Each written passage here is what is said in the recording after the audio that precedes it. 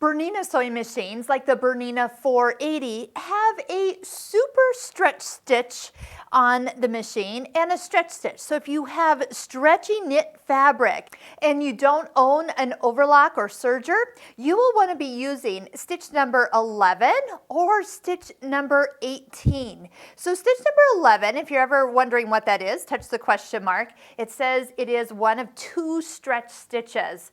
11 is the super stretch stitch and 18 is the stretch stitch. So one just has a little bit more stretchiness to it, and it's just fun to find out what these stitches actually do.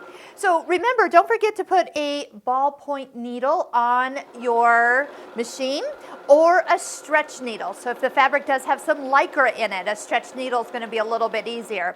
Now if you do see that the fabric is kind of stretching out and kind of waving or bubbling in the back, remember you can adjust the pressure of this machine. So we'll link right up here to the pressure video, how to adjust that.